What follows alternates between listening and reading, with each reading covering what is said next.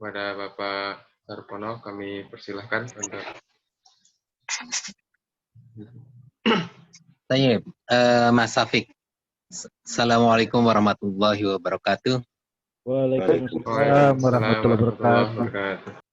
Alhamdulillahilladzi nahmaduhu wa nasta'inuhu wa nastaghfiruhu wa natubu ilaih wa na'udzu billahi min sururi anfusina wa min sayyiati a'malina may yahdihillahu fala mudilla lahu wa may yudlil fala hadiyalah. Asyhadu an la ilaha illallah wa asyhadu anna Muhammadan abduhu wa rasuluhu khatamil anbiya'i wa mursalin wa ala alihi wa ashabihi wa man tabi'ahum bi ihsanin ila yaumil ba'du. Bapak-bapak, ibu-ibu, rahimakumullah. Alhamdulillah pada kesempatan pagi hari ini kita diberikan nikmat oleh Allah Subhanahu wa taala, di mana nikmat-nikmat tersebut menjadikan kita bisa memulai kegiatan, salah satunya adalah kajian yang sebetulnya kajian ini di Masjid Al-Arqam Badan Pusat Statistik sudah kita lakukan bersama-sama. Dan pada pagi hari ini merupakan suatu nikmat yang luar biasa karena kajian yang kita lakukan sedikit berbeda, karena biasanya kita lakukan secara offline gitu ya di masjid gitu. Nah, dengan adanya kondisi pandemi ini mungkin menjadi hikmah tersendiri buat kita. Di satu sisi kita tentunya senantiasa berharap mendapatkan kesehatan dan rahmat dari Allah Subhanahu wa taala. Nikmat yang lain adalah bahwa kajian online yang ini adalah kajian perdana dengan format secara online semacam ini. Hikmahnya apa? Hikmahnya salah satunya adalah pesertanya, ya. Jadi pesertanya itu tersebar di seluruh Indonesia lah, bisa kita katakan semacam itu. Untuk itu, selaku Ketua DKM Masjid Al-Arqam Badan Pusat Statistik, kami atas nama segenap pengurus mengucapkan jazakumullah khairan katsira pertama kepada panitia ya yang telah menyiapkan segala sesuatunya sejak dari proses pendaftaran peserta, kemudian menyusun format beberapa agenda kegiatan di Masjid Al-Arqam. Salah satunya adalah kajian online yang kita insya Allah akan rutinkan. Ada program tahsin, ada program tahfidz, dan lain sebagainya. Ini mendapat antusiasme warga Badan Pusat Statistik beserta keluarganya luar biasa. Karena kemarin pendaftarannya hampir mencapai ribuan. Kita juga kewalahan ketika akan membagi kelas-kelas. Karena memang ini dengan adanya online, maka keterbatasan tempat itu sudah tidak menjadi masalah lagi. Jadi kita bisa lakukan semacam ini. Yang kedua, pada kesempatan pagi hari ini, saya ucapkan juga jazakumullah khairan katsira kepada Ustadz Rashid Bakhabazi gitu ya, yang telah berkenan sebentar lagi akan memberikan materinya dan sekaligus ini merupakan kajian perdana yang kita lakukan pada termin pada saat ini. Mudah-mudahan nanti teman-teman bisa menyimak secara seksama dan mendapatkan hikmah dan ilmunya yang akan dipelajari bersama-sama oleh Ustadz Rashid Bakhabazi. Jadi sekali lagi kami ucapkan jazakumullah khairan katsira kepada semua panitia, kepada Ustadz Rashid Bakhabazi gitu ya. Dan mudah-mudahan kajian-kajian semacam ini bisa menjadikan menambah kekuatan dari sisi rohani kita.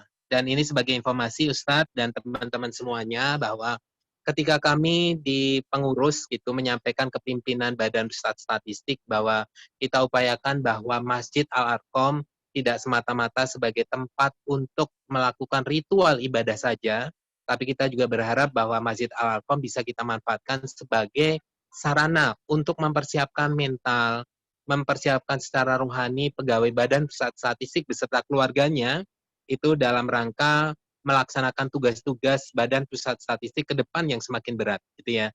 Jadi ini sangat disambut antusiasme oleh pimpinan, bahkan pada kajian ataupun kegiatan di tahun ini pun deputi itu ada yang ikut terlibat atau ikut sebagai peserta. Ini luar biasa. Jadi ada eselon 1, eselon 2 yang ikut langsung di kegiatan, ada yang ikut tahfiz, ada yang ikut tahsin, dan kajian-kajian rutin semacam ini.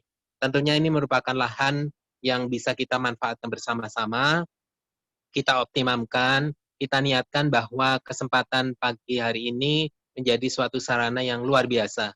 Sebagai informasi, ini Afan, Ustadz dan teman-teman semuanya, saya juga kebetulan sedang di Sukabumi ini karena harus ada silaturahim dengan keluarga gitu ya, dengan keluarga yang selama ini belum sempat silaturahim karena adanya pandemi dan lain sebagainya. Jadi ini mungkin terus terang saya sendiri dalam kondisi yang santai, tidak dengan pakaian formal dan lain sebagainya, tapi alhamdulillah bisa ikut gabung gitu ya, tanpa mengurangi hikmah dan niatan untuk ikut di forum ini.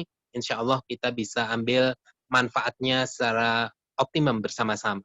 Mungkin itu saja supaya memberikan porsi kepada Ustadz Rosyid lebih banyak supaya ilmu yang kita dapatkan juga menjadi lebih lengkap. Sekali lagi jazakumullah khairan katsira kepada semuanya pihak baik panitia, pada Ustadz yang berkenan dan bersedia untuk memberikan ilmunya kepada kami di Badan Pusat Statistik.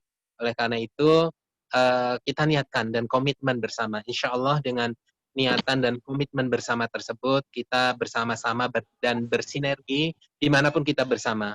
Karena ini juga menjadi ajang silaturahim ya. Ketika tadi Tengku Fahru Riza mungkin berapa puluh tahun yang lalu baru ketemu lagi sekarang di forum semacam ini. Jadi mudah-mudahan ini menjadi sarana silaturahim mempererat kita saudara-saudara Muslim di Badan Pusat Statistik. Mungkin itu saja yang bisa saya sampaikan. Mudah-mudahan program-program ini ke depannya senantiasa mendapat ridho dari Allah Subhanahu wa Ta'ala, dan kita komitmen untuk melaksanakan dan mendapatkan manfaat seluas-luasnya dan sebagaimana dari apa yang kita pelajari bersama-sama ini. Itu saja saya akhiri. Billahi taufiq wal hidayah. Assalamualaikum warahmatullahi wabarakatuh.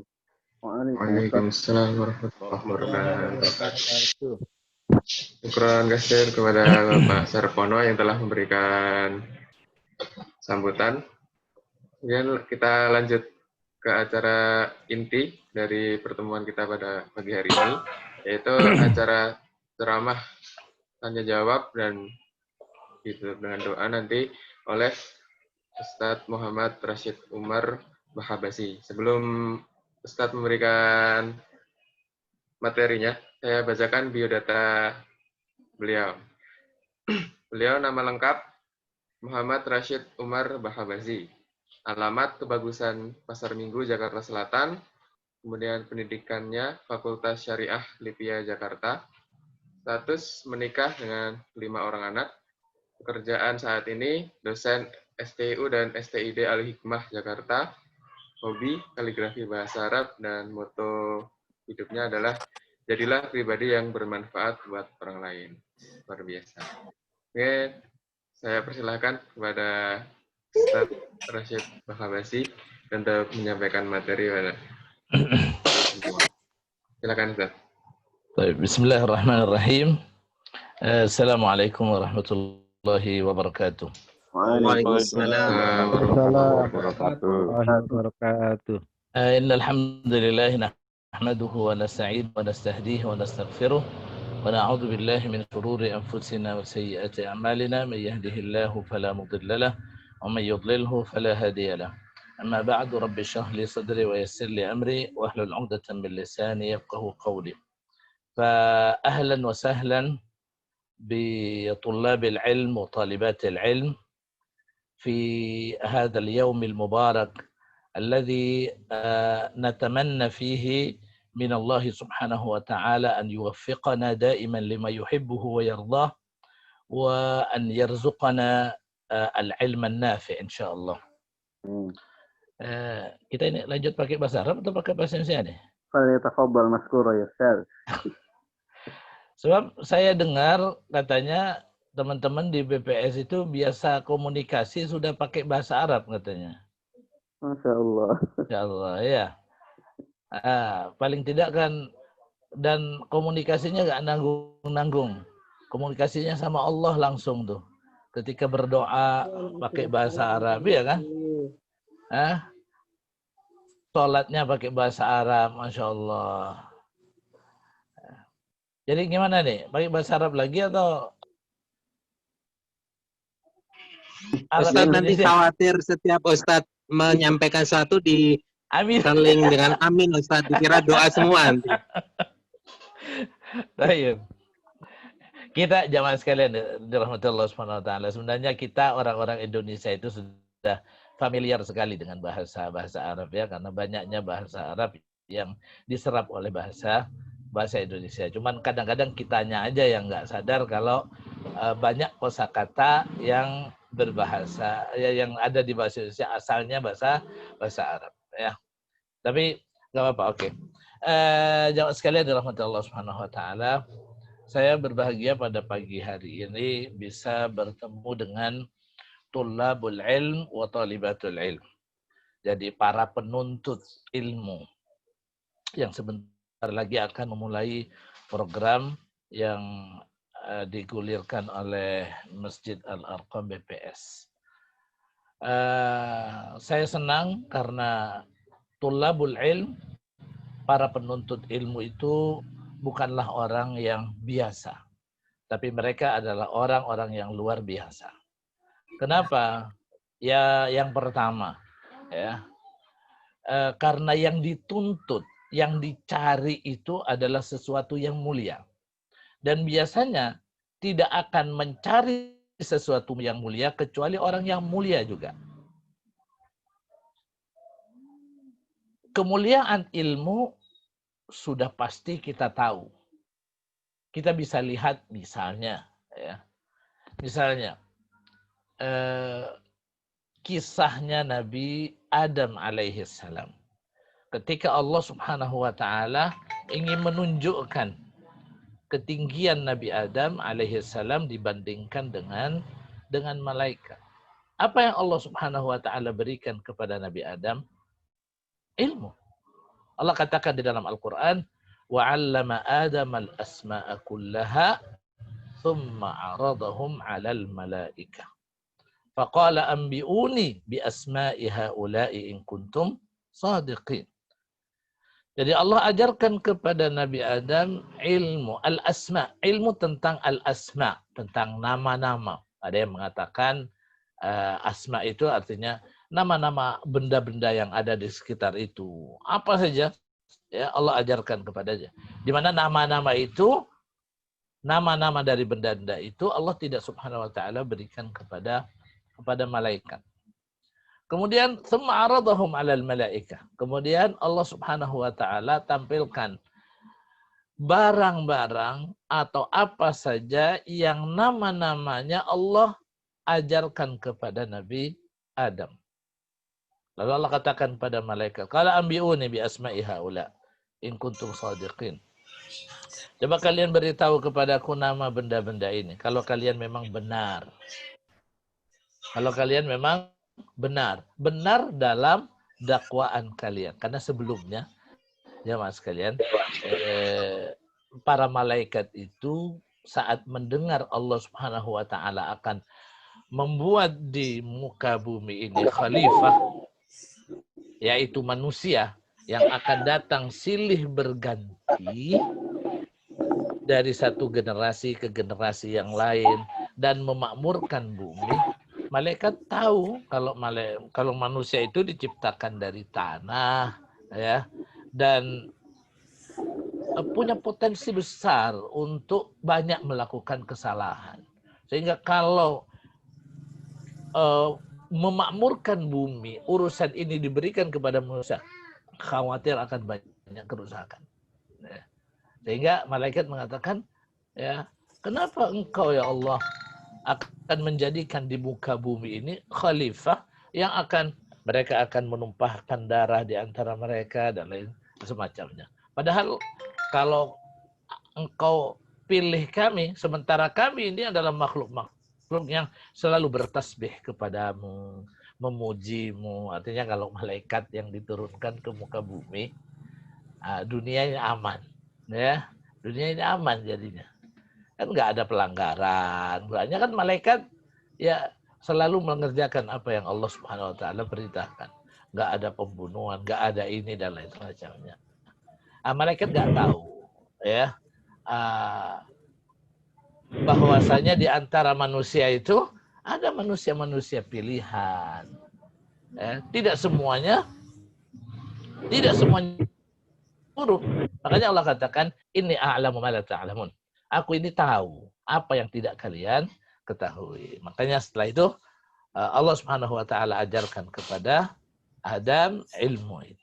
Dan untuk menunjukkan bahwa Adam pantas untuk mendapatkan itu. Dari mana dapatnya atau apa atau dari mana Nabi Adam mendapatkan ketinggian itu? Bil ilm, dengan ilmu. Makanya saya ingin mengatakan tulabul ilm, orang yang menuntut ilmu punya kedudukan yang tinggi. Kenapa? Karena yang dia cari adalah sesuatu yang mulia, dan tidak akan mencari sesuatu yang mulia kecuali orang yang mulia juga.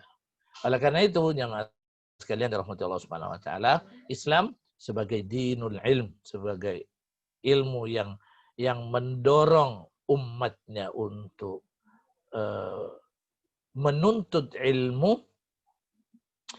Kita akan lihat betapa banyak di dalam Al-Qur'anil Karim arahan-arahan, dorongan-dorongan, tasji' atau motivasi agar kaum muslimin ini punya semangat untuk menuntut ilmu. Ya. Yang paling sering ada hadis yang sering kita dengar jemaah sekalian, talabul ilmi fardhah.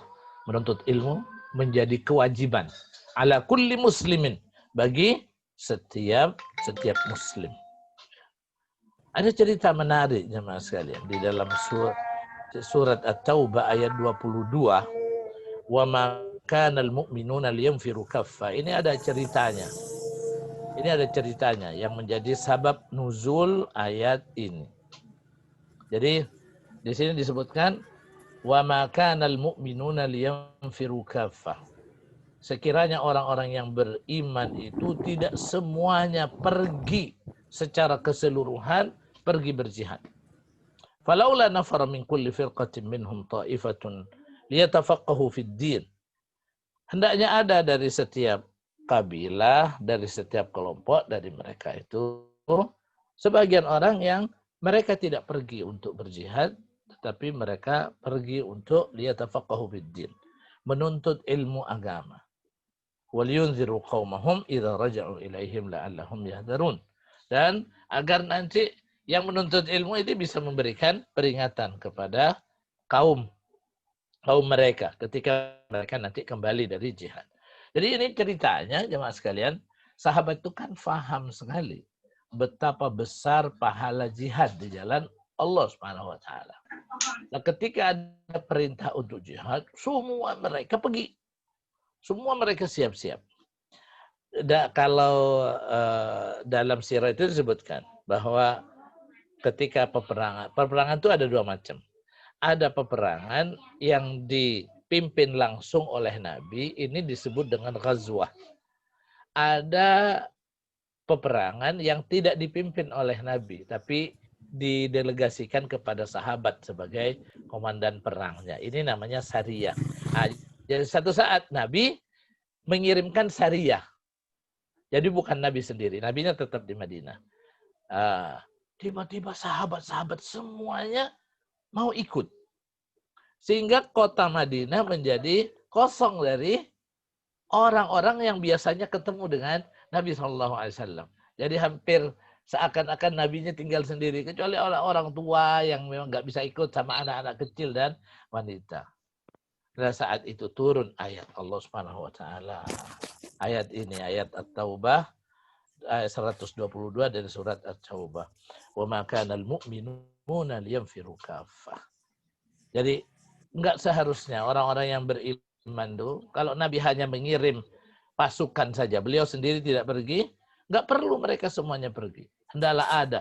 Falaula nafara min kulli firqatin minhum ta'ifatun liyatafaqahu fid-din. Setiap kelompok ada yang enggak pergi. Setiap kabilah itu jangan pergi semuanya. Sebagian ada yang datang ke Nabi, menemani Nabi di Madinah dan belajar dari Nabi SAW. Dia tafaqahu fiddin. Dari setiap kelompok itu.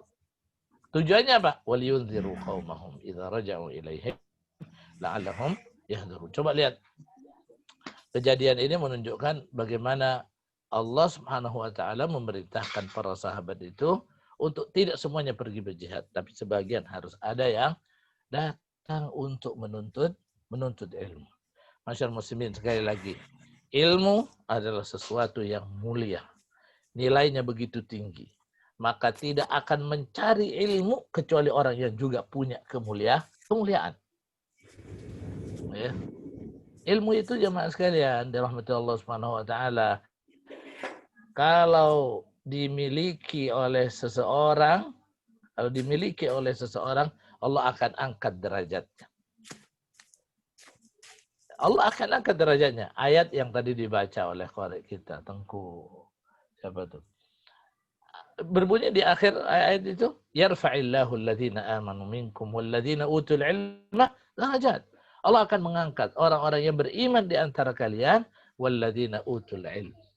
Dan orang-orang yang berilmu diangkat. Jadi ilmu akan menjadi penyebab seseorang itu akan diangkat derajatnya di sisi Allah Subhanahu wa taala.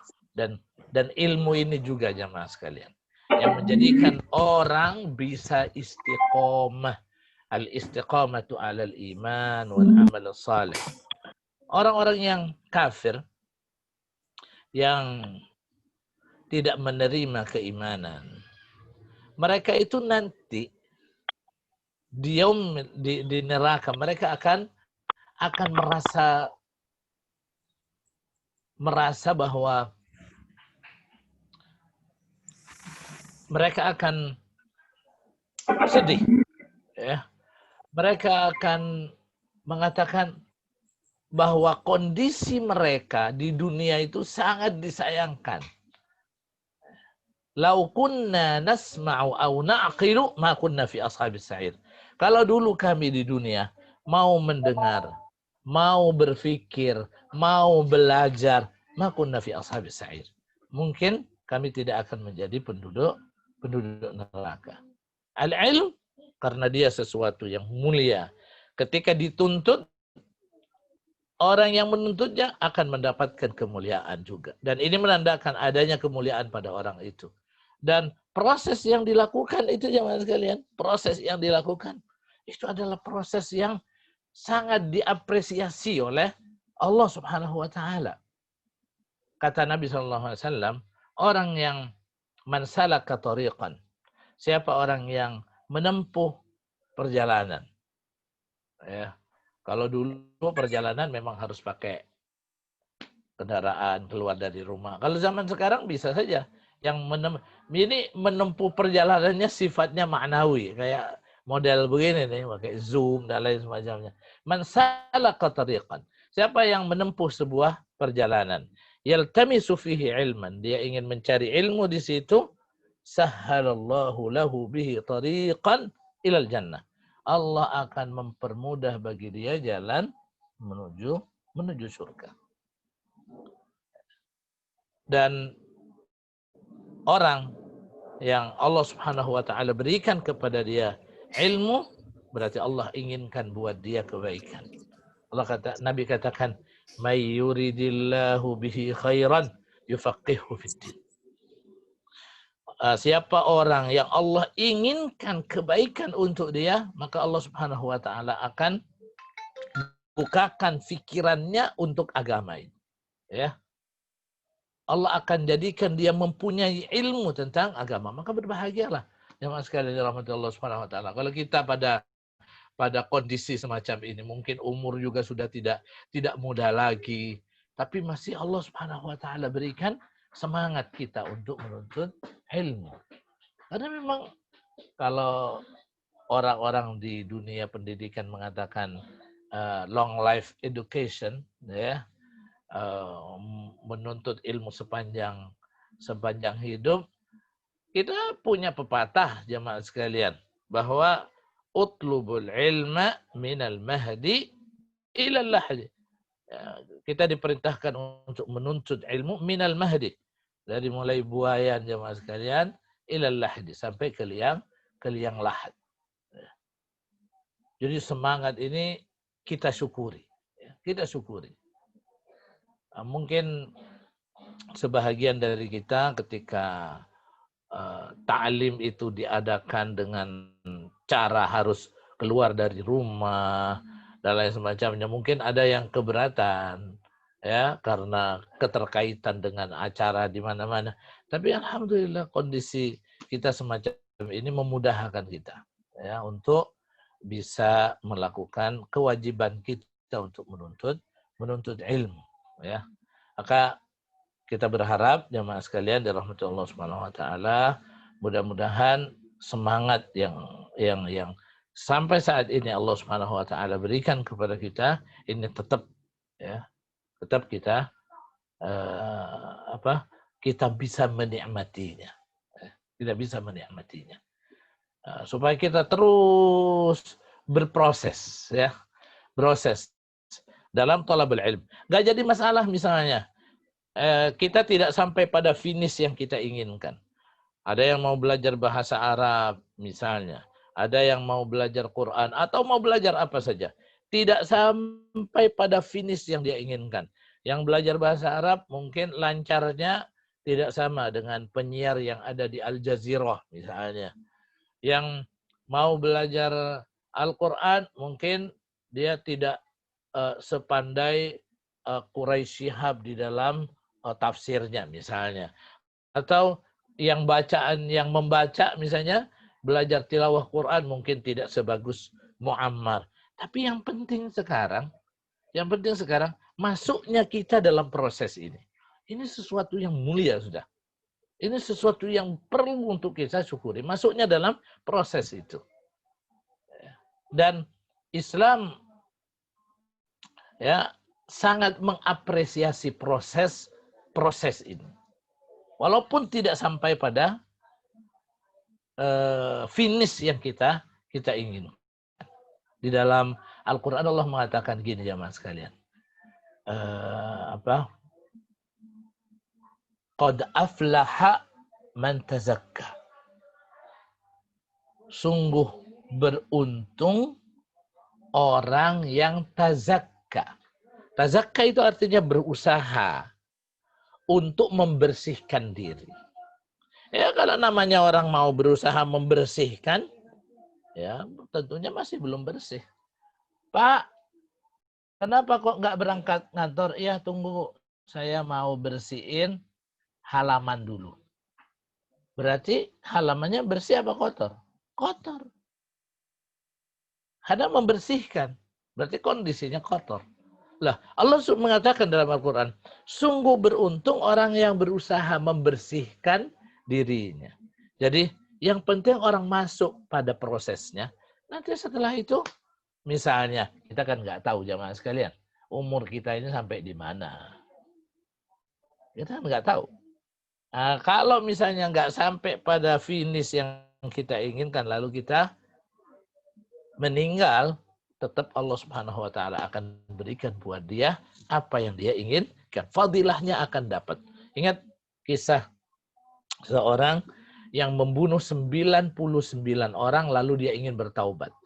Setelah dia ingin bertaubat, dia nanya, "Ada nggak? Saya mau cari konsultan taubat." Akhirnya ditunjuk ada seorang yang ahli ibadah. Ketemu dia. "Pak, saya ini sudah membunuh 99 orang. Ini ahli bunuh, ketemu sama ahli ibadah. Ternyata nggak nyambung jamaah sekalian. Saya bunuh 99 orang, lalu saya ingin bertaubat. Ada nggak pintu taubat untuk saya?" Kata orang ini, karena dia nggak punya ilmu. Dia katakan, "Berapa orang yang kamu bunuh?" 99, itu dosa besar. Nggak ada. Nggak ada ampunan buat kamu. Akhirnya apa jemaah sekalian? Dibunuh sekalian. Konsultannya dibunuh. Makanya kalau nggak punya ilmu jangan jadi konsultan jemaah sekalian. Akhirnya apa? Sempurna jadi 100 orang. Tapi rupanya orang ini masih pingin untuk bertaubat. Tanya lagi, konsultan lagi. Ditunjukkan sama orang yang berilmu. Ini punya ilmu. "Pak, saya ini sudah bunuh 100, bukan 90, 100 orang yang saya bunuh. Tapi saya ingin bertaubat. Adakah pintu taubat untuk saya?" Kata orang ini, dari ya, nggak ada pintu taubat yang tertutup. Ya, siapa? Semua orang berkesempatan untuk bertaubat. Pintu taubat untuk kamu masih terbuka. Cuman kata konsultannya ini, kayaknya daerah kamu itu nggak cocok untuk kamu menetap terus di situ. Nggak cocok untuk orang yang mau bertobat. Daerahnya jelek. Akhirnya kamu pindah saja ke daerah B, dari A pergi ke B. Di situ ada orang-orang yang beriman kepada Allah, beribadah kepada Allah, hiduplah kamu bersama mereka. Akhirnya dipindah. Di pertengahan jalan, mati. Ketika mati, apa yang terjadi? Malaikat rahmat dan malaikat azab rebutan. Karena gini, orang kalau mati itu, kalau orang soleh, yang akan mengiring ruhnya itu malaikat rahmat. Kalau dia orang tidak saleh alias toleh, yang akan mengiring ruhnya itu adalah malaikat azab. Yang ini dua-duanya pada datang. Dua grup, dua kelompok malaikat datang. Malaikat rahmat mengatakan, dia ini hatinya sudah menghadap kepada Allah. Sehingga dia ini orang baik. Kata malaikat rahmat, ini bukan jatah kalian, ini jatah kami. Ingat, 99 tambah 1, 100 orang dia telah bunuh. Akhirnya jamaah sekalian, karena sama-sama punya argumen, nggak bisa diputuskan. Allah kirim malaikat dalam bentuk manusia, ya, untuk memisahkan, untuk menyelesaikan problem itu. Kata malaikat ini, coba kamu ukur kemana dia lebih baik, lebih dekat. Kalau dia lebih dekat ke daerah baik, berarti dia orang baik. Kalau dia masih lebih dekat ke daerah yang buruk, berarti dia masih orang jelek. Tapi yang jadi masalah kan dia matinya pas di tengah. Kalau perjalanannya 100 kilo, ini 50 kilo pas. Akhirnya diukur jemaah sekalian. Ketika diukur, ternyata lebih dekat ke daerah yang baik. Hanya 1 jengkal saja. Hanya 1 jengkal. Akhirnya semuanya diampuni oleh Allah Subhanahu wa taala. Kok bisa? Kok bisa dia lebih dekat ke daerah yang baik? Padahal dia matinya pas di pertengahan. Karena jemaah sekalian, sebelum diukur, Allah Subhanahu wa taala mengatakan kepada daerah yang baik, iqtaribi, mendekatlah kamu, dan kepada daerah yang jelek Allah katakan ibta'idi, menjauhlah kamu. Ya, kalau Allah yang nyuruh, geser jemaah sekalian. Benar geser.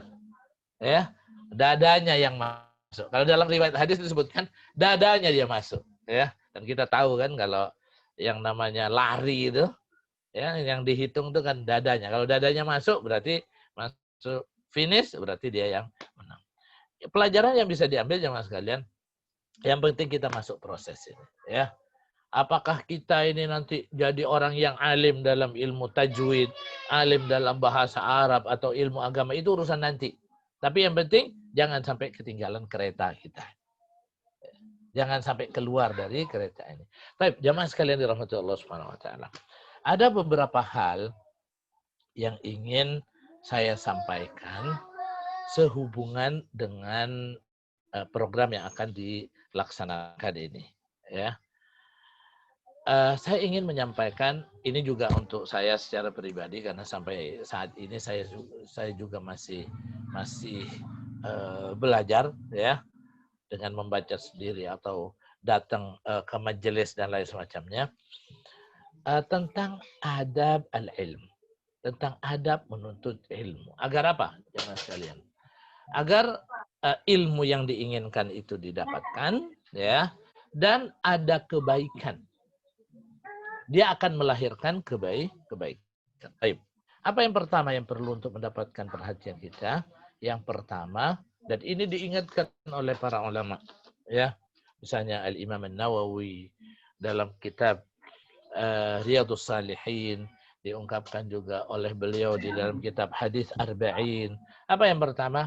Ikhlasun niyah, ya, ketulusan niat, ketulusan niat. Karenanya jemaah sekalian, Riyadhus Shalihin itu kitab pertamanya itu tentang niat. Hadis Arba'in karya Imam Nawawi juga hadis pertamanya itu tentang niat.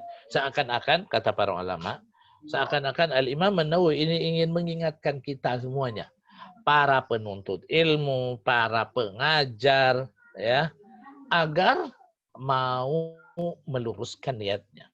Karena gini, orang itu setiap ingin mengerjakan pekerjaan yang disengaja, itu pasti ada motivasinya.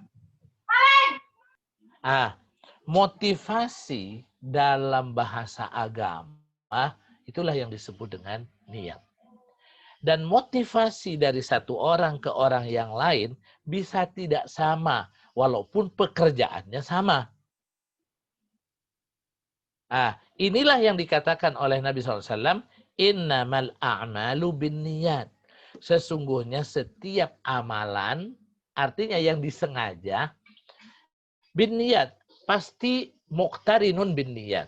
Pasti akan bergandeng dengan niat. Ada yang sering menerjemahkan hadis ini, innamal a'mal binniyat, sesungguhnya amal itu tergantung niat. Enggak, terjemahannya enggak begitu. Innama, sesungguhnya tak lain al-a'mal, amalan-amalan itu binniyat, dengan niat. Artinya muqtarinatun binniyat. Dia selalu bergandeng dengan niat. Selalu ada motivasinya. Enggak ada amalan yang yang disengaja tak ada motivasinya. Lah motivasi itulah yang namanya niat. Itu yang namanya niat. Seperti yang saya katakan, niat satu orang bisa berbeda dengan orang lain walaupun pekerjaan sama. Kemudian apa kata Nabi? Wa innama likulli imri'in ma nawah. Nanti setiap orang akan mendapatkan sesuai dengan apa yang dia niatkan. Jadi bagian pertama dari hadis itu, setiap amalan pasti ada motivasinya. Setiap bisa saja motivasi dua orang untuk amalan yang sama bisa berbeda. Makanya kelanjutan hadisnya wa innama likulli imri'in ma nawah. Setiap orang nanti akan mendapatkan sesuai dengan niatnya. Ya.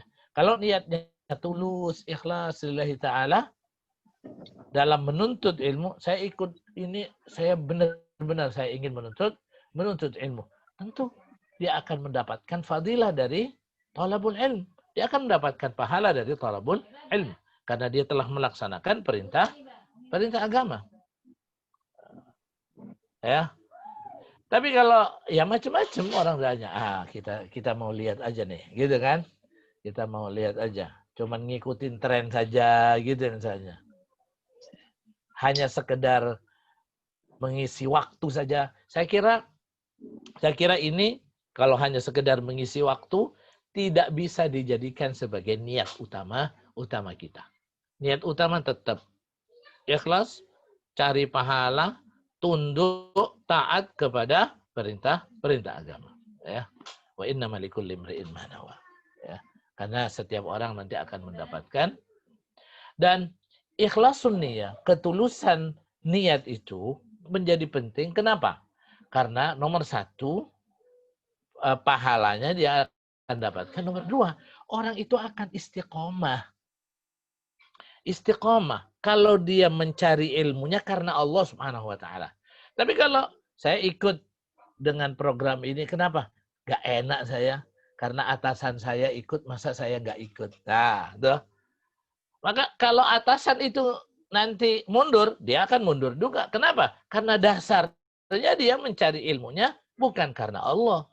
Tapi kalau karena Allah Subhanahu wa taala, mau ada pejabat yang ikut, yang nggak ikut dan lain semacamnya, dia akan tetap istiqomah, dia tetap akan istiqomah.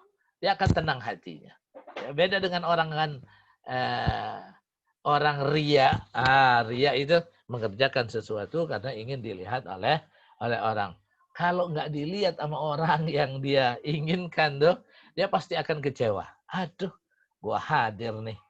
Ya, ternyata si fulan nggak hadir, si fulana nggak hadir. Udah, akhirnya semangatnya berkurang. Ya, atau mungkin hilang sama sekali. Atau nggak muncul-muncul lagi jemaah sekalian. Ya. Jadi yang pertama adalah ikhlasun niyah. Karena talabul ilm ini termasuk bagian dari ibadah. Yang kedua, jemaah sekalian, adalah berdoa. Ya, adalah berdoa. Berdoa kepada siapa? Berdoa tentunya kepada Allah Subhanahu wa taala. Kenapa? Karena ilmu itu sebenarnya bukan ustadz yang ngajarin, bukan kiai, bukan habib, bukan. Ilmu itu bukan, sumber ilmu itu adalah Allah Subhanahu wa taala. Ayat pertama yang kita sebutkan tentang Nabi Adam itu apa kalimatnya? Wa 'allama Adam al-asma'a kullaha. Allah ajarkan kepada Adam. Ketika malaikat tidak bisa menyebutkan apa yang ditampilkan oleh Allah Subhanahu wa taala, apa kata malaikat? Subhanaka, maha suci engkau ya Allah, la ilma lana, tak ada ilmu bagi kami illa ma 'allamtana. Apa yang engkau ajarkan pada kami. Ingat, ma 'allamtana, kecuali apa yang engkau ajarkan, karena Allah yang mengajarkan. Jamaah sekalian dalam hati Allah Subhanahu wa taala, ya, banyak media untuk orang bisa belajar. Ada yang datang di depan gurunya. Dan kalau Allah nggak mau ngasih buat dia, nggak mudeng-mudeng juga, ya. Kalau Allah nggak ngasih. Oleh karena itu, jadi karena Allah itu yang menjadi sumber ilmu, jangan lupa kita berdoa. Doanya apa Pak Ustaz? Berdoa agar ditambah ilmu. Ada tuh doa. Ya. Ingatlah jemaah sekalian, berdoa sebelum belajar itu bukan hanya kebiasaan anak TK, TPA, bukan. Hingga kita tidak mau melakukan itu. Enggak. Apalagi doa. Kan biasa tuh anak TK berdoa. Rabbi zidni ilman. Jemaah sekalian, itu bukan doa untuk mereka. Ya, aslinya itu adalah doa. Langsung Allah ajarkan kepada Nabi Shallallahu Alaihi Wasallam di dalam Al-Quran. Dalam surat Taha kalau nggak salah Allah berfirman, wa qul, dan katakan wahai Nabi, Rabbi zidni ilman, tambahkan kepadaku ilmu. Dan Nabi SAW sendiri di dalam Sunan An-Nasa'i dan Al-Imam Hakim itu mengajarkan doa kepada kita. Ya. Allahumma anfa'ni bima 'allamtani. Ya Allah, berikanlah manfaat kepadaku dari apa-apa yang engkau ajarkan kepadaku, wa'allimni, dan ya Allah, ajarkan kepadaku, berikan kepadaku ilmu ma yanfa'uni, apa yang bisa bermanfaat untuk kami. Warzuqni ilman yanfa'uni, ya Allah, rezekikan kepadaku ilmu yang bermanfaat untukku. Ya, ini doa ini agak jarang nih kita baca nih, ya. Jadi Allahumma anfa'ni bima 'allamtani wa 'allimni ma yanfa'uni warzuqni ilman yanfa'uni. Aduh, panjang Pak Ustaz, susah. Dah, kalau begitu baca doanya anak-anak yang TK TPA itu. Ya. Rabbi zidni ilman warzuqni fahman. Amin. Udah. Ya. Mau terjemahkan boleh aja ya kalau yang apa. Ya Allah, kayak anak-anak TK nanti jadinya. Ya, jangan kencang-kencang. Berdoa saja di dalam hati kita, ya. La sahla illa ma ja'altahu sahla. Ustaz, saya sudah tua kan Pak Ustaz? Ya. Masa saya baru mau belajar? Jamaah sekalian dirahmati Allah Subhanahu wa taala, ilmu yang ngajarin Allah sulit atau gampang, itu juga makhluknya Allah. Maka mintalah agar Allah Subhanahu wa taala memberikan kemudahan buat kita. Allah itu menciptakan, jemaah sekalian, di dalam kehidupan kita ini sesuatu yang sifatnya materi, ada yang sesuatu yang sifatnya maknawi. Ya, Allah katakan Tabarakalladzi biyadihil mulku wa ala kulli syai'in qadir. Alladzi khalaqal mauta wal hayata. Allah ciptakan kematian, Allah ciptakan kehidupan. Ini sesuatu yang ya tidak materi, tidak seperti Allah ciptakan langit dan bumi, enggak. Termasuk juga kesulitan, kemudahan, itu Allah, makhluk Allah Subhanahu wa taala. Maka jangan lupa kita minta. Jangan merasa saya ini kan sudah sarjana Pak Ustadz. Itu saya lulusan terbaik dulu saya. Ya, masa belajar begini saya nggak bisa. Jangan. Ya. Jangan kita merasa mampu untuk menguasai sendiri. Karena la haula wa la quwata illa billah. Baca doa agar dimudahkan. Allahumma la sahla Allahumma la sahla illa ma ja'altahu sahla wa anta taj'alul hazna idza syi'ta sahla. Ya Allah, tak ada yang mudah kecuali apa yang engkau jadikan mudah. Dan engkau menjadikan yang sulit, kalau engkau berkehendak bisa jadi mudah. Ya. Jadi nomor 1, niat. Ya. Yang kedua, berdoa kepada Allah Subhanahu wa taala. Yang ketiga, jemaah sekalian, adalah bersungguh-sungguh. Ya, bersungguh-sungguh. Tidak malas, jemaah sekalian. Ya. Tidak malas. Di dalam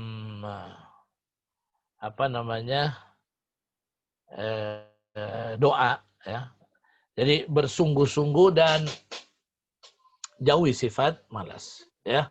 Makanya kita diperintahkan oleh Nabi SAW, diajarkan oleh Nabi doa agar kita ini dilindungi oleh Allah dari sifat malas. Subhanallah. Jadi ternyata sebagaimana Allah perintahkan kita berlindung.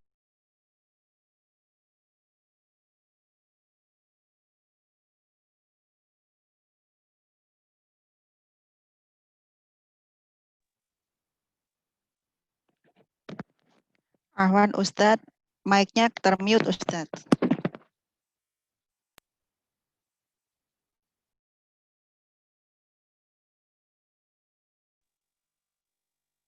Oke. Oke, dari mana itu tadi?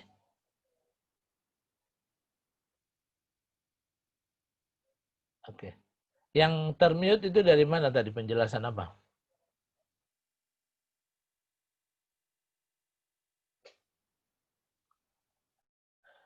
Oke. Baik. Jadi adab yang pertama itu niat ikhlas karena Allah Subhanahu wa taala. Yang kedua jangan lupa berdoa.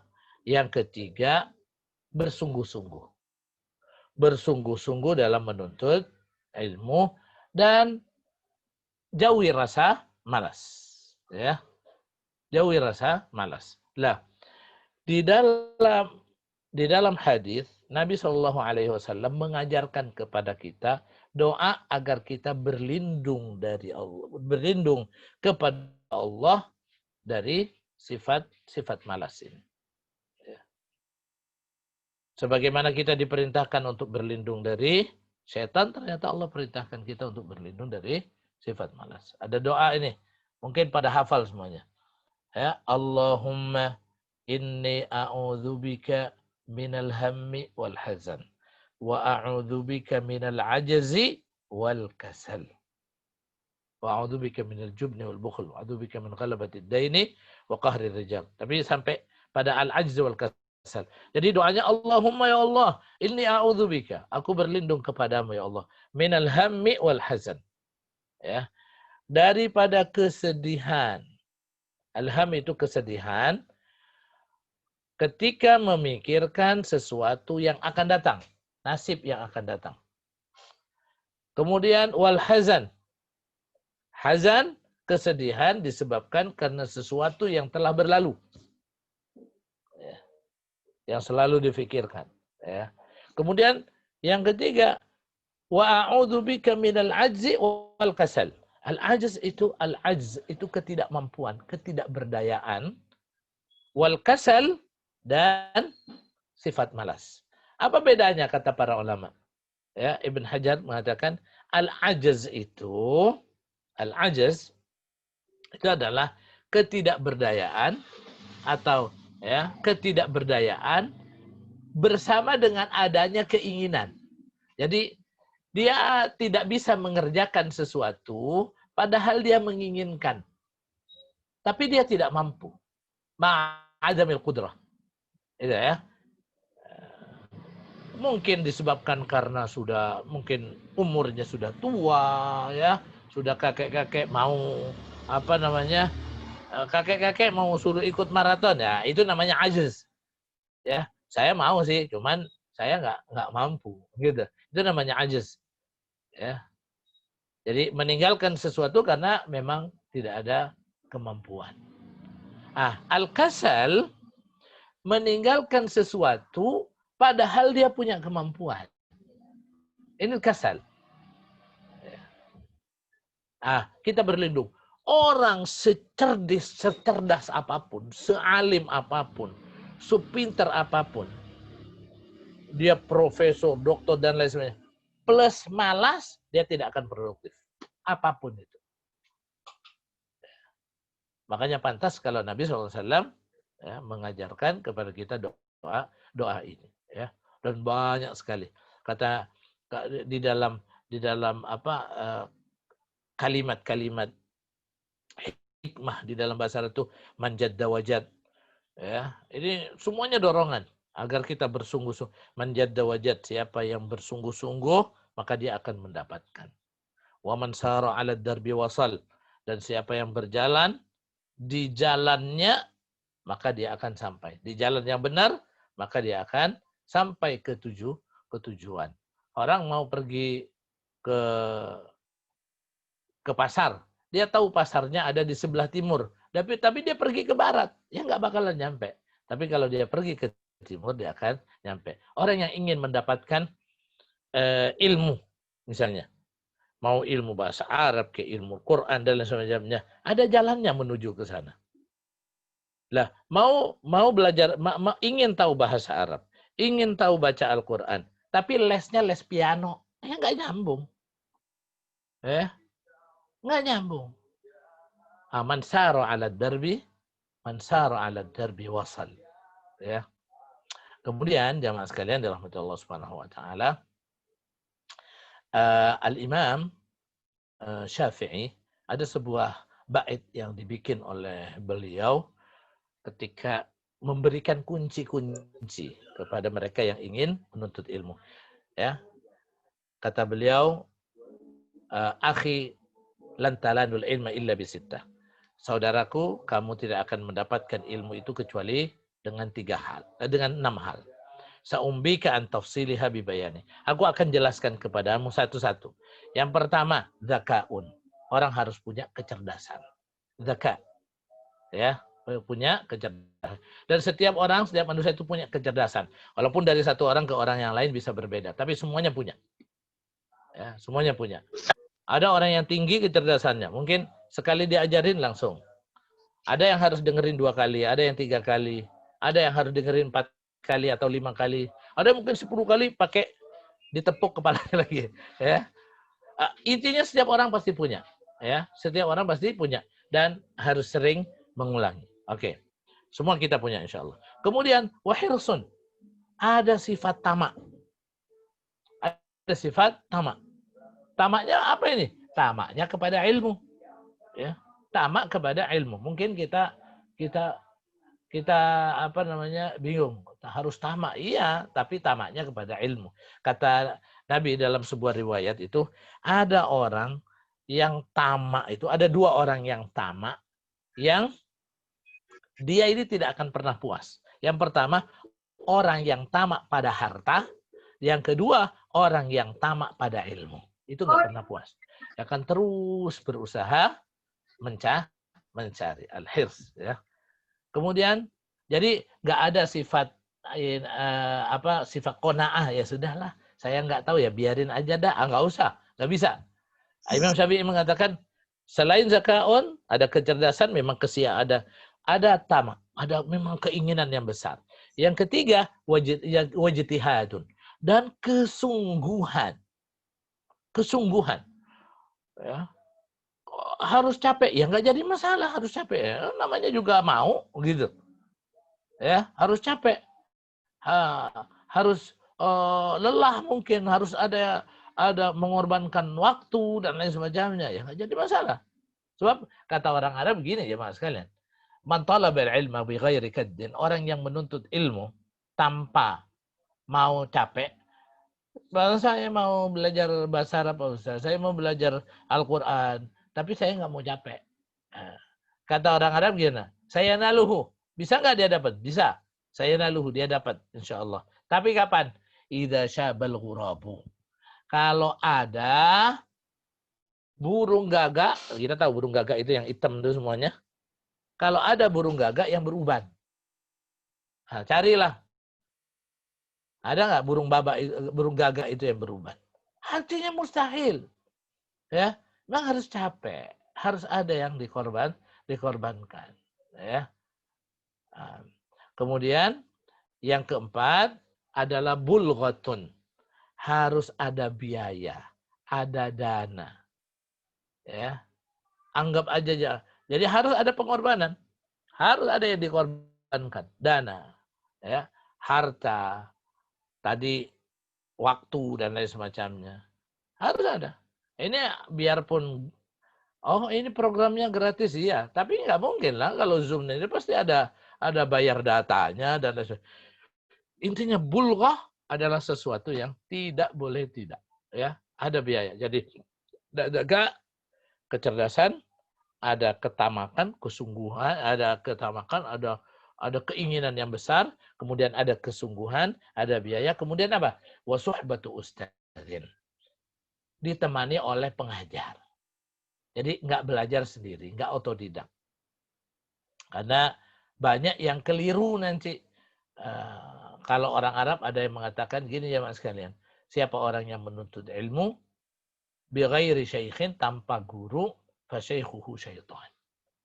Maka syaitan itu bisa menjadi gurunya dia. Kesalahannya bisa akan lebih banyak dari kebenarannya. Kemudian yang berikutnya adalah watulu zamani. Yang keenam itu waktu yang panjang. Harus ada waktu yang panjang. Ya, waktu yang panjang. Nggak bisa hanya sebentar saja, ya.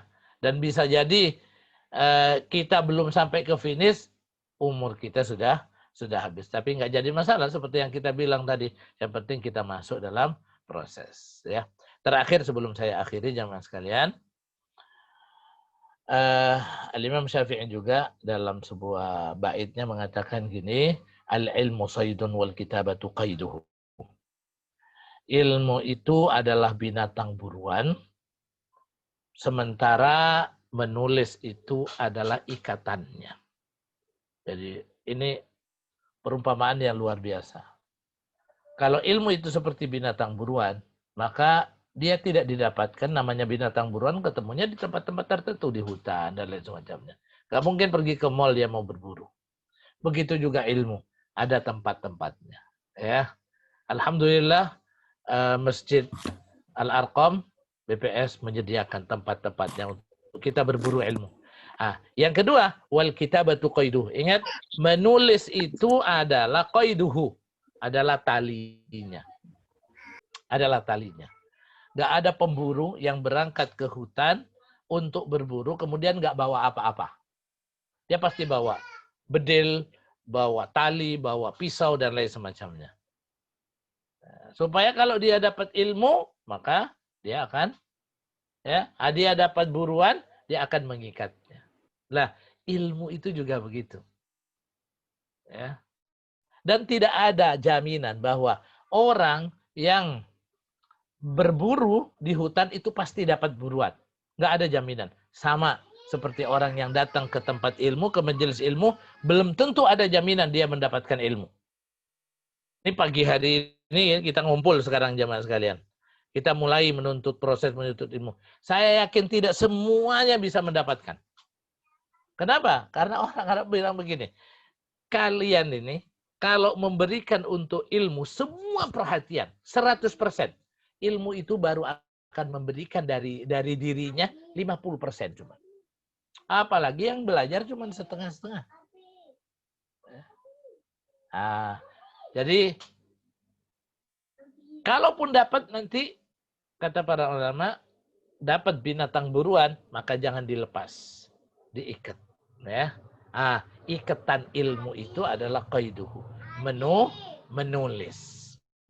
Maka setiap kali datang menuntut ilmu, ya mas sekalian, jangan lupa ya, bawa pulpen, bawa buku catatan. Ya, karena itu yang akan mengingat. Suatu saat mungkin kita lupa, ya. Mungkin kita akan lupa. Kita bisa lihat di catatan itu. Tapi kalau sekiranya misalnya kita lupa, kemudian kita catat, jamaah. Kalau kita catat, walaupun nanti kita lupa, kita masih bisa cari lagi catatan itu. Ya. Kalau binatang buruan kita ikat, jamaah sekalian. Lalu dia walaupun ikatannya panjang, gitu kan. Kalau kita kangen, kita tinggal tarik aja, ketemu lagi. Sama seperti ilmu yang kita catat. Ya. Maka saya ingin mengatakan, kalau jadi salah satu di antara bentuk keseriusan kita ketika kita akan menuntut ilmu, bawa catatan. Bawa buku, bawa alat tulis. Karena itu yang akan, ya, ingat Allah mengatakan, Nun wal qalami wa ma yasturun. Allah itu 'allamal insana bil qalam. Ya. Nun wal qalami wa ma yasturun. Kemudian 'allamal Iqra bismi rabbikal ladzi khalaq, khalaqal insana min 'alaq, Iqra wa rabbukal akram, alladzi 'allama bil qalam, 'allamal insana ma lam ya'lam. Ya. Wallahu a'lam. Saya mungkin cukupkan dulu sampai di sini. Ini ada waktu mungkin beberapa menit ke depan kalau ada yang mau di sharing, ya. Makasih atas perhatiannya. Mohon maaf atas kekurangan. Hadanallahu wa iyyakum ajma'in. Wal afu minkum. Wassalamualaikum warahmatullahi wabarakatuh. Waalaikumsalam warahmatullahi wabarakatuh. Waalaikumsalam warahmatullahi wabarakatuh. Mungkin ada peserta yang ingin mengajukan pertanyaan atau diskusi, bisa mengirimkan reaction. Nanti biar saya persilahkan dulu, kemudian di unmute mic-nya. Dan dari peserta mungkin.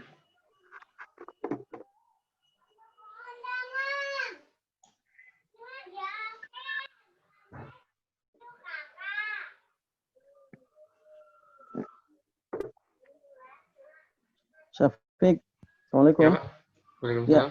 Sambil menunggu pertanyaan, saya mengajukan pertanyaan dulu, boleh? Silakan, Pak. Iya, Ustaz. Ya. Begini, begini Ustaz, kondisi BPS nih saat ini memang sedang sibuk, Ustaz. Ada pendataan sensus penduduk, kemudian juga ada kegiatan-kegiatan yang lain. Ala kulli hal, bagaimana Ustaz menyusun strategi agar pekerjaan tetap jalan, belajar pun tetap bisa berjalan. Ustaz, mohon strategi dari Ustaz nih. Syukran. Assalamualaikum warahmatullahi wabarakatuh. Ya. Ya, ini dua tuntutan kewajiban yang dua-duanya harus dijalankan. Ya. Nah, kalau misalnya pekerjaan-pekerjaan yang ada di kantor itu hanya bisa yang kita dituntut untuk menyelesaikannya, itu hanya bisa dilaksanakan hanya bisa dilaksanakan ketika kita ada di kantor saja, maka jangan sampai pekerjaan-pekerjaan yang di luar itu dimasukkan, ya, ke waktu-waktu utama yang ada di kantor, ya. Jadi kalau misalnya, kecuali memang ada sebahagian pekerjaan yang mungkin saya bisa kerjakan di rumah. Ya.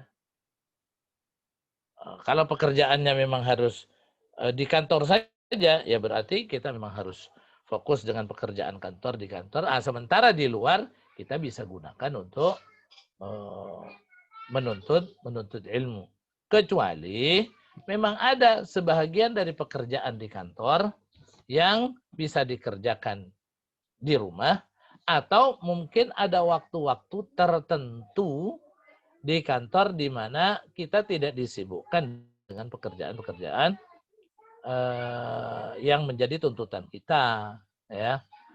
Misalnya mungkin ada waktu istirahat, karena kan nggak mungkin lah seharian kita itu semuanya hanya digunakan untuk bekerja.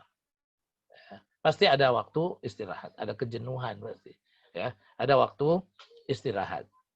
Nah, entah itu siang hari, ya, atau di sore hari, menjelang asar atau sesudah asar, ya. Mungkin kegiatan thalabul ilm bisa dilaksanakan di saat itu. Sehingga dua-duanya bisa dilaksanakan. Tapi jangan sampai yang satu menjadikan kita lalai terhadap yang lain. Ya. Jadi jangan sampai jadi alasan kerjaan kantor menjadikan kita tidak menuntut ilmu, atau menuntut ilmu menjadikan kita lalai terhadap pekerjaan di kantor. Karena dua-duanya ini merupakan amanah yang harus dilaksanakan oleh kita. Jadi intinya ya pandai-pandailah mencari waktu. Yang jelas saya kan bukan orang yang bekerja di kantor seperti teman-teman yang di BPS ini. Jadi saya kurang tahu sebenarnya tabiat kerja yang dihadapi oleh teman-teman di BPS. Secara umum kan paling ada waktu istirahat nanti siang, itu yang saya ketahui. Dan ini umum sifatnya. Atau di waktu asar atau mungkin menjelang pulang, ya, menjelang pulang. Ya. Sebenarnya teman-teman BPS sendiri mungkin bisa lebih mampu untuk menyiasati, ya, lebih mampu untuk mensiasati, karena yang tahu kondisi pekerjaan atau tabiat pekerjaan di BPS ya bukan ana sebenarnya, ya. Wallahu a'lam. Baik, Ustaz. Syukran. Afwan. Lanjut, Syafiq. Ya. Ya. Sebelum lanjut ke pertanyaan selanjutnya, itu saya mengingatkan kepada para peserta untuk mengisi absensi di link chat. Ada link absensi, bagi yang belum bisa diisi dulu. Dan pertanyaan juga selain dari raise hand atau reaction bisa lewat chat, nanti saya bacakan untuk Ustaz. Silakan.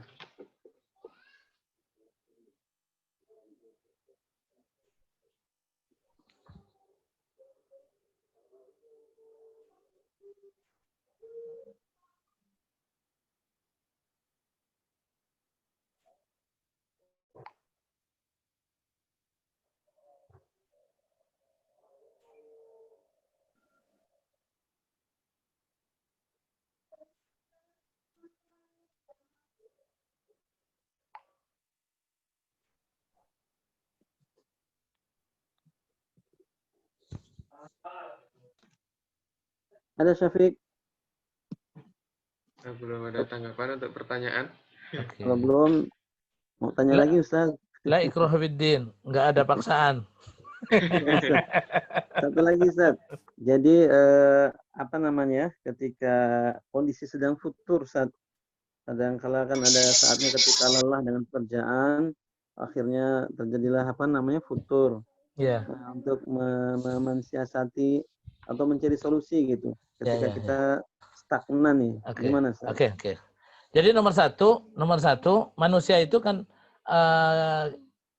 kata Ibnu Khaldun madaniyun bi tab'ihi. Secara tabiat manusia itu adalah makhluk sosial. Dia akan terpengaruh dengan lingkungan sekitarnya.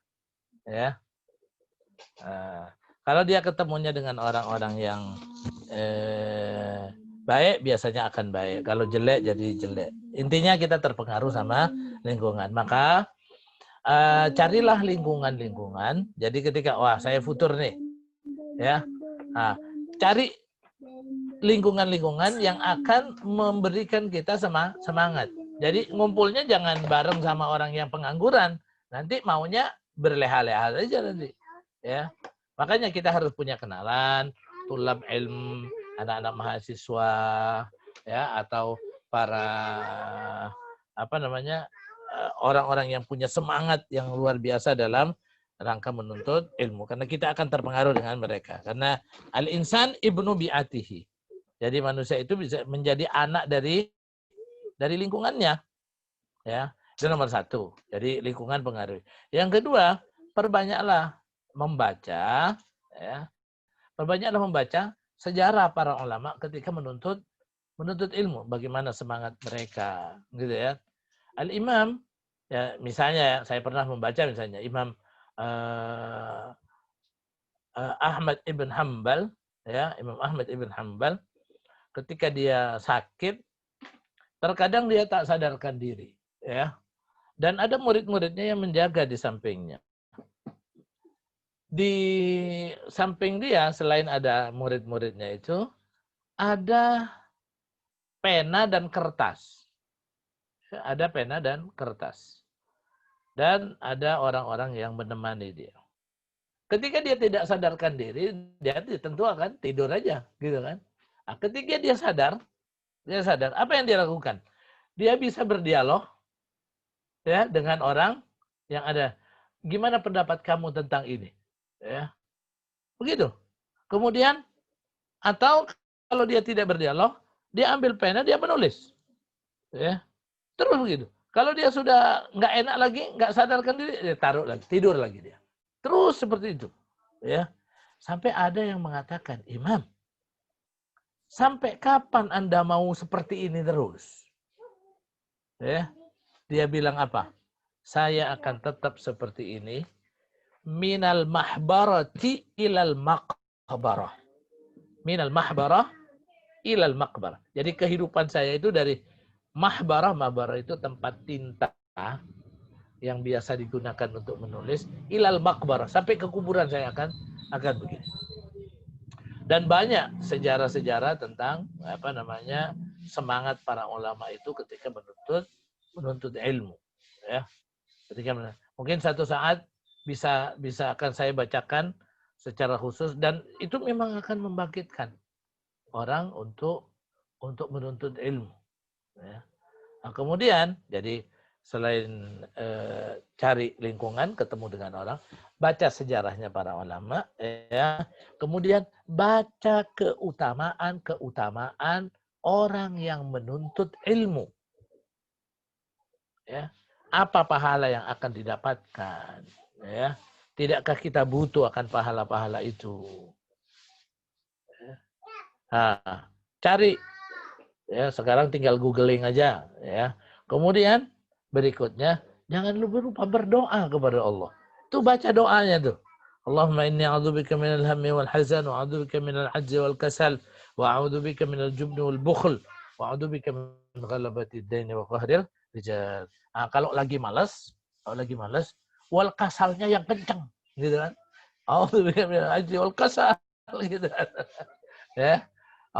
Di mana nih masalahnya itu, di mana tuh, ya.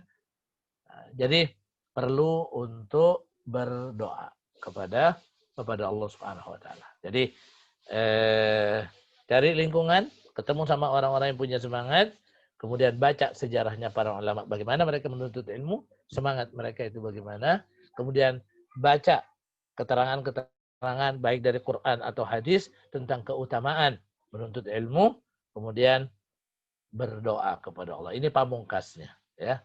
Berdoa. Wallahu a'lam. Baik. Terima kasih, Ustaz. Untuk ada satu pertanyaan dari chat nih, Ustaz. Dari Bapak Suhandi. Saya bacakan ya. Saat jam kerja di kantor, saya suka dengar ceramah ataupun beberapa kegiatan lain yang insya Allah positif. Apakah perbuatan seperti itu termasuk salah? Dia mungkin bekerja sambil dengar kajian, mungkin seperti itu, kan? Ya. Tilawah. Ya. Saya kira enggak. Ya, kegiatan yang ketika kita bekerja, kemudian ada kegiatan lain yang bisa dilakukan tanpa merusak atau tanpa merusak, tanpa mengurangi pekerjaan atau kualitas pekerjaan yang kita lakukan. itu tidak telah termasuk perbuatan yang salah, ya. Saya kira tidak termasuk perbuatan yang salah. Nah, kalau kata pepatah Indonesianya ya sekali dayung 32 pulau terlampaui lah, gitu kan?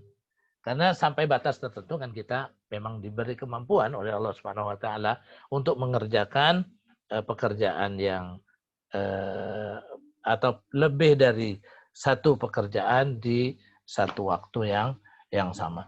Orang mungkin nyetel tilawah gitu kan misalnya sambil dengerin tilawah atau apa saja pekerjaan yang positif lainnya. Saya kira insya Allah itu tidak termasuk sesuatu yang salah. Wallahu a'lam.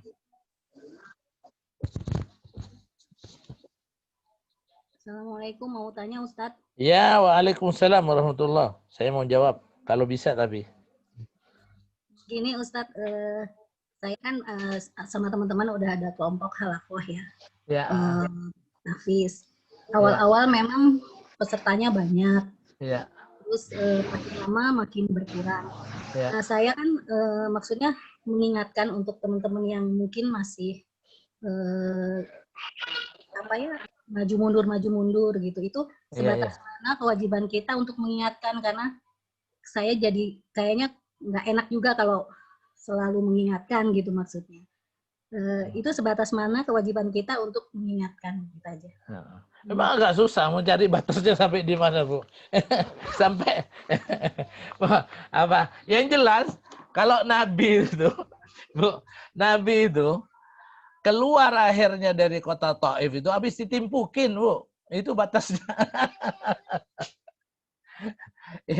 Ibu tahu ceritanya Nabi ketika ke Taif itu kan? Ya, Ustaz. Ya, gitu kan. Saya harus ditimpukin dulu gitu. Selama nggak ada yang nimbukin Ibu, lanjut aja sudah. Ajakin aja. Siapa tahu itu merupakan bahagian dari kalau ada multi level marketing ya.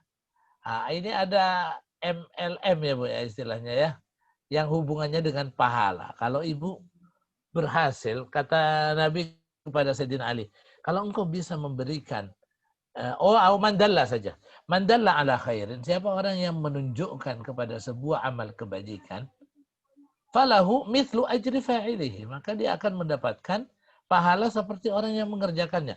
Kalau itu ada di benak kita, maka insya Allah kita akan tetap semangat, Bu. Nabi Nuh alaihi salam itu menggunakan semua cara. Semua cara. Siang, malam, kemudian terang-terangan atau door to door. Nabi Nuh alaihi salam. Sampai di Quran itu disebutkan, ketika aku kullama da'autuhum litaghfira lahum ja'alu asabi'ahum fi adanihim.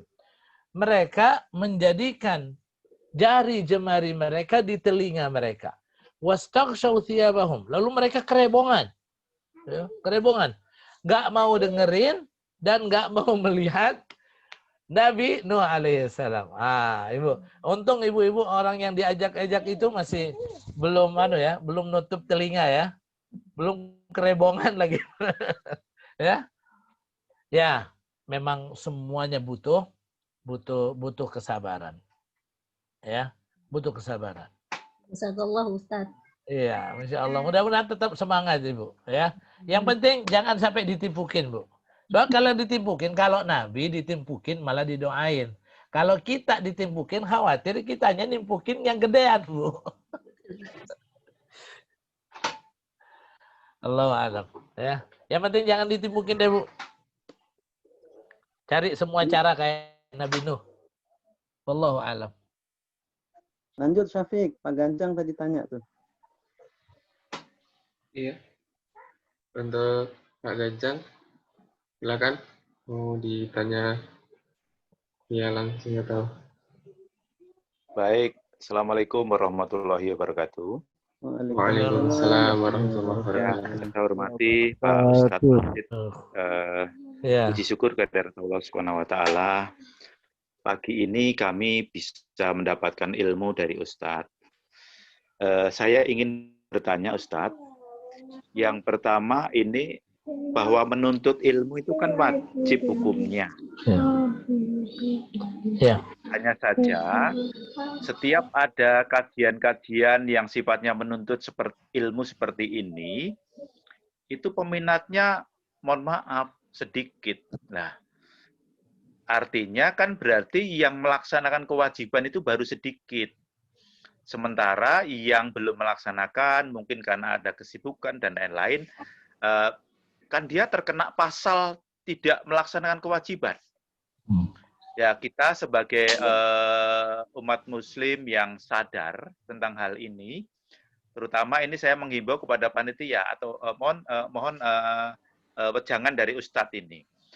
Mungkin kita di dalam mengkomunikasi kegiatan kita ini kepada saudara-saudara kita yang lain yang belum ikut kajian, mungkin kurang sabar. Atau mungkin harus kita menggunakan berbagai cara supaya yang ikut itu mestinya lebih banyak. Sehingga kalau yang ikut lebih banyak, berarti yang selamat, yang melaksanakan kewajiban kan lebih banyak. Ya, ada janji Allah kalau satu umat bertakwa itu akan diberikan keberkahan yang luar biasa. Karena itu Ustadz, mohon arahannya. Ini nasihat untuk kami dan juga untuk teman-teman pengurus pengajian ini. Terima kasih. Wassalamualaikum warahmatullahi wabarakatuh. Ya, saya sudah pensiun 1 Oktober ya. Baik. Ya. Bismillahirrahmanirrahim. Mengajak orang ke ikut kajian dan lain semacamnya ini sebenarnya bagian daripada dakwah. Dan yang namanya dakwah ya. Dakwah itu perlu yang namanya fikih. Ya. Jadi ada tata caranya supaya bisa untuk orang menjadi mudah untuk menerimanya, gitu kan? Kalau kemarin saya mendengarkan seorang motivator bilang begini, kalau pebisnis itu, ya, dia dikatakan bukan pebisnis yang bagus, kalau dia ingin menawarkan dagangannya, tapi dia malu, nah itu bukan bisnismen tuh, ya. Nah, bisnismen yang bagus itu adalah kalau dia menawarkan dagangannya, orang yang malu yang nggak mau beli. Orang yang nggak mau beli. Itu gimana bisa sampai ke tingkatan seperti itu. Jadi dai itu sama sebenarnya seperti itu. Kalau yang benar-benar, makanya butuh fikih. Ya. Kalau yang benar-benar bagus, tata caranya, dan lain semacamnya, ya, maka bukannya, kan kadang-kadang gini, kita jadi pengurus nih, kita mau ngajak orang, malu, gitu kan. Ya. Jadi kita belum jadi pendakwah yang sebenarnya, yang bagus. Pendakwah yang bagus itu ketika kita mengajak orang lain malu untuk tidak menyambut itu. Ya. Nah, mungkin itu butuh ilmu, dan ilmunya itu ya namanya fikih dakwah, ya. Namanya fikih dakwah. Ini hubungannya dengan realita yang ada di lingkungan kita. Sebenarnya kita yang paling mampu untuk melihat bagaimana caranya. Oh, kalau si fulan ini, misalnya ya, kalau si fulan ini, dia akan nurut kalau yang ngajak si fulan itu. Nah, gitu kan. Teknik begini harus dipakai juga kalau menurut saya. Ya. Kan ada orang-orang tertentu, dia akan mau mendengarkan kalau nasihatnya orang-orang tertentu. Dia mau ikut kalau ini ajakannya orang-orang tertentu. Kalau saya yang ngajak mungkin dia nggak mau. Kalau begitu saya nggak perlu saya ngajak dia langsung. Saya harus nyuruh si fulan. Biasanya mati kutu nama si fulan. Kita memang harus tahu seperti itu. Ya. Jadi kita harus gunakan semua cara. Kita harus gunakan semua cara. Dan silahkan ini dirinci sendiri. Kira-kira apa saja yang termasuk bahagian dari cara ini. Tapi secara umum ada garis besarnya. Garis besarnya apa? Bil hikmah. Dengan hikmah. Hikmah itu sering di Indonesia diterjemahkan dengan cara yang bijaksana. Ya, tidak injak sana, ya, tidak injak sana, injak sini, ya bijaksana. Salah satu di antara misalnya sikap bijaksana itu misalnya tidak berusaha, mengungkapkan dengan kata-kata yang tidak menggurui atau merasa bahwa kita lebih baik sehingga kita pantas untuk mengajak dia, gitu misalnya, ya. Sikap semacam ini ya nggak perlu untuk ditambahkan. Apalagi dengan kalimat-kalimat tertentu. Biasanya orang gini, orang kadang-kadang tidak mau menerima kebenaran, bukan karena kebenaran dia ingin menolak kebenaran itu, tapi cara menyampaikannya yang tidak benar. Cara bil hikmah itu mungkin yang dicontohkan misalnya ya, ada cerita tentang cucu Nabi Al-Hasan wal Husain, ketika mereka masih kecil tuh. Dia melihat ada seorang tua yang wudhu di hadapan mereka. Tapi wudhunya nggak benar. Nah, mereka berdua ini ingin ngajak kepada orang tua ini supaya berwudhu yang benar. Tapi gimana caranya? Kalau kita yang kecil-kecil nih, yang muda-muda begini mau ngajarin dia kok kayaknya nggak bakalan didengerin. Tapi gimana caranya? Caranya gini. Mereka bikin sandiwara. Ini namanya bil hikmah nanti ya. Bikin sandiwara. Sandiwaranya gini. Hasan dan Husain memanggil bapak ini dan mengatakan, Pak, tolong bapak komentari. Wudhu siapa di antara kami ini yang paling benar? Apakah wudhu saya ataukah wudhu saudara saya? Wah, berarti dia dimuliakan dong, gitu kan? Karena disuruh menjadi pemutus mana yang benar, mana yang salah. Akhirnya ya sudah, kamu wudhu, silakan wudhu. Akhirnya wudhu tuh. Sayyidina Hasan wudhu. Selesai. Kemudian perhatikan. Kemudian Sayyidina Husain wudhu. Wudhu keduanya itu persis sama seperti yang diajarkan oleh Nabi SAW. Akhirnya bapak tua ini mengatakan, ternyata bukan wudhu kalian yang keliru. Wudhu gua yang nggak benar katanya. Lah, ini namanya bil hikmah. Ini namanya bil hikmah. Lah, situasi dan kondisi yang ada di sekeliling kita, ini yang akan membantu kita untuk bisa mencari cara yang bijaksana, yang bil hikmah. Agar menjadikan orang itu gampang untuk ikut, ya, untuk bareng, ya. Dan subhanallah ya, jamaah sekalian dirahmati Allah Subhanahu wa taala. Kalau ada orang-orang pada level tertentu, baik itu di perusahaan, di kantor dan lain semacamnya yang punya kedudukan, lalu mereka mau turun tangan, kemudian mau ngajak yang lain yang di bawahnya, lalu yang di bawahnya mau ikut, itu luar biasa pahalanya. Karena setiap kali orang yang ikut dia, kata Nabi SAW, man sanna sunnatan hasanah, falahu ajruha wa ajru man amila biha. Min ghairi an yanqusa min ujurihim syai'an. Orang yang melakukan sebuah kebajikan, lalu dia memberikan motivasi kepada orang lain untuk melakukannya, dan orang lain itu termotivasi, lalu dia melakukannya, maka dia akan mendapatkan. Yang pertama dia akan mendapatkan pahala. Sama seperti pahala orang yang mengerjakan itu. Yang ikut satu, dia berarti dapat pahalanya 2. Dia sendiri karena mengerjakan sama itu. Kalau yang ikut 2 berarti tambah.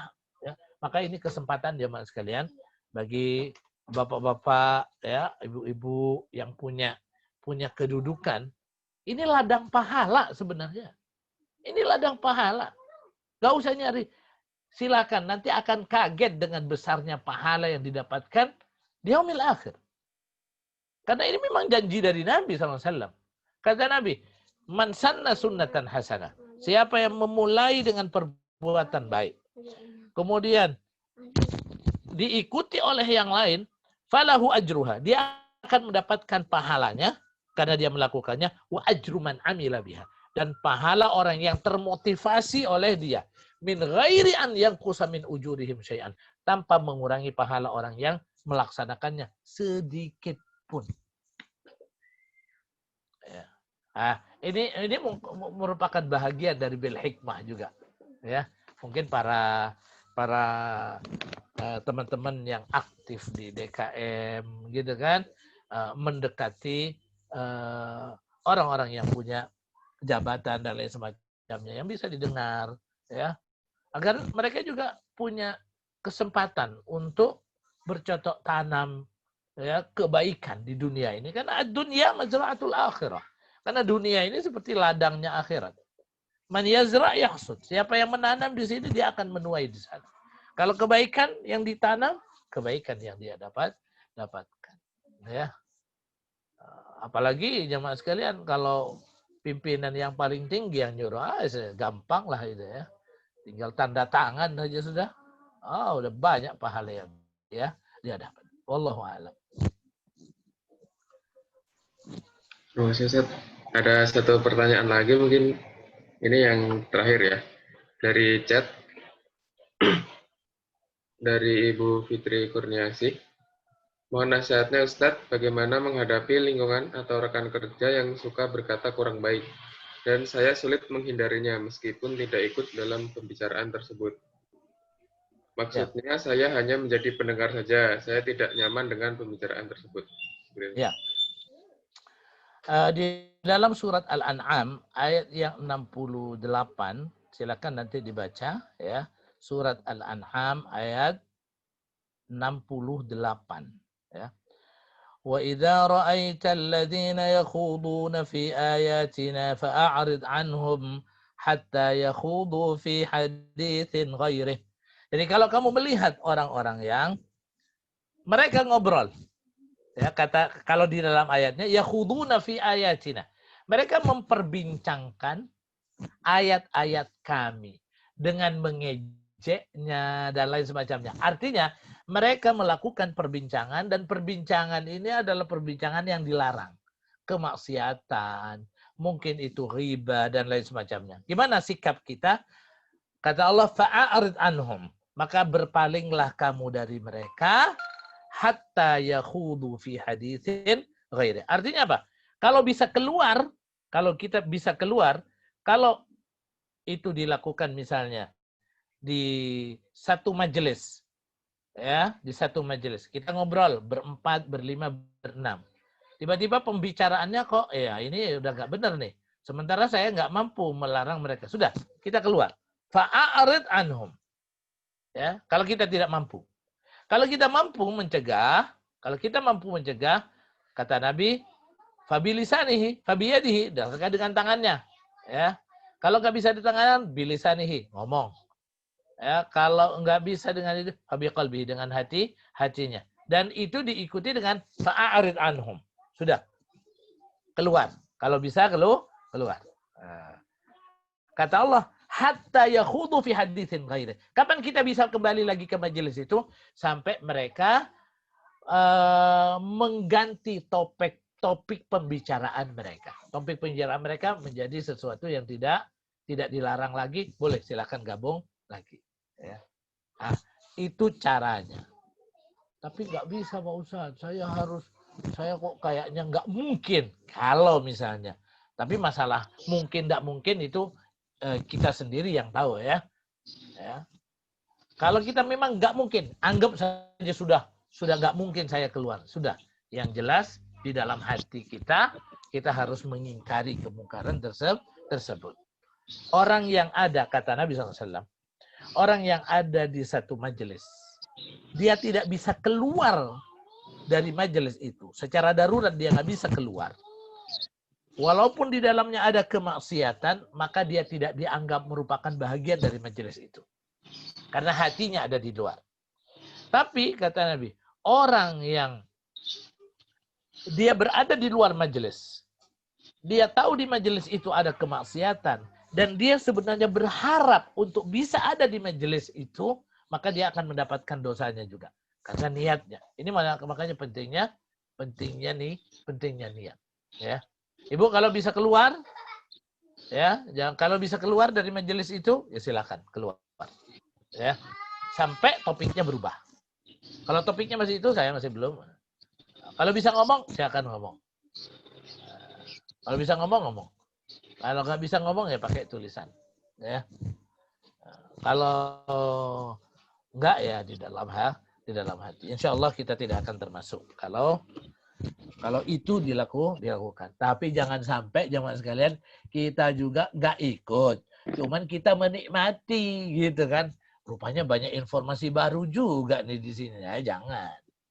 Ya. Jangan sampai kita menikmatinya. Lalu di dalam hati kita tidak ada pengingkaran sama sekali. Ya. Pengingkaran dengan hati itu disebutkan adhaful iman. Ya. Wallahu a'lam.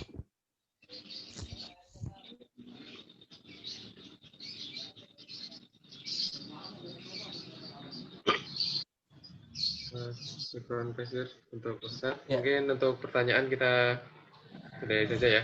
Ya. Oke. Bismillah.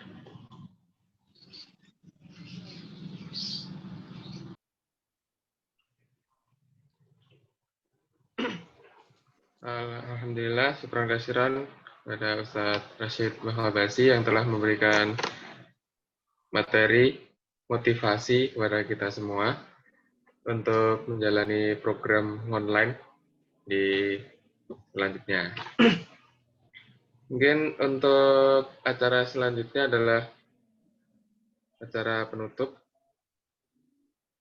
Mungkin sebelum ditutup bisa kita foto bersama dulu ya. Foto bersamanya nanti bagi yang bersedia atau bisa memungkinkan bisa ditampilkan videonya.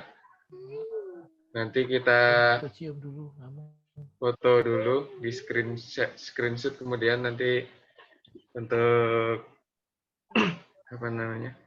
Kenang-kenangan. Bagi yang memungkinkan saja kalau misalkan lagi di luar atau tidak bisa menyalakan video juga tidak apa-apa. Ini di saya ada 4 halaman ya, 4 halaman. Nanti setiap halaman di foto masing-masing. Nanti saya kasih aba-aba dulu. Oke, untuk halaman pertama siap? Sudah siap semua? Ya, 1, 2. Oke, sebentar.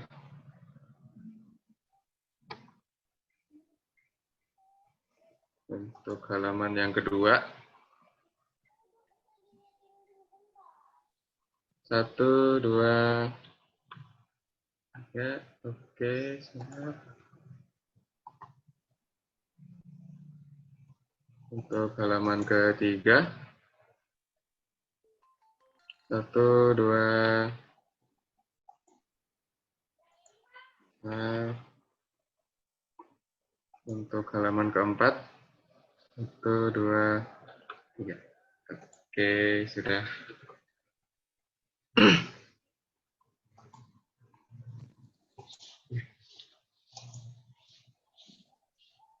Oke, sebelum ditutup mungkin Ustadz bisa memimpin doa. Ya. Silakan.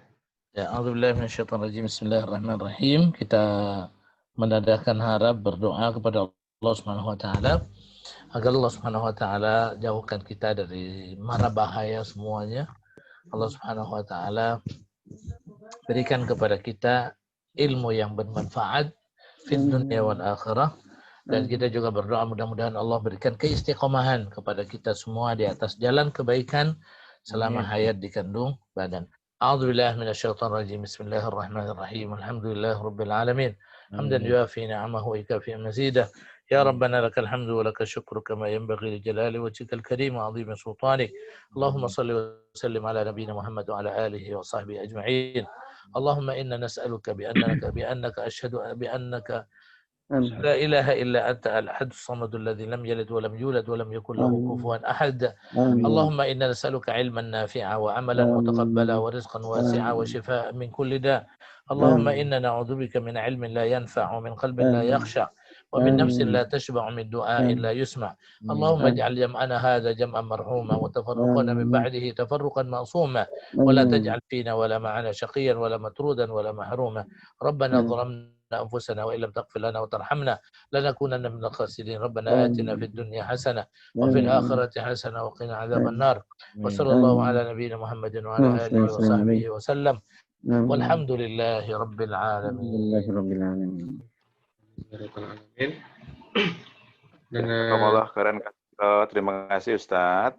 Terima kasih Ustadz. Ustaz. Dengan dibacakan doa tadi oleh Ustadz Rashid, berarti berakhirlah acara kita pada pagi hari ini. Nanti setelah ini masih ada pengumuman, tapi saya tutup dulu ya sebagai MC ya. Nah, mungkin saya sebagai MC mohon maaf apabila ada kekurangan, dan saya juga mewakili teman-teman panitia. Mungkin ada kekurangan dan dalam proses rekrutmen hingga sekarang, mungkin ada kekurangan, saya mohon maaf kepada semuanya. Mungkin dari saya sekian. Wassalamualaikum warahmatullahi wabarakatuh. Waalaikumsalam warahmatullahi wabarakatuh.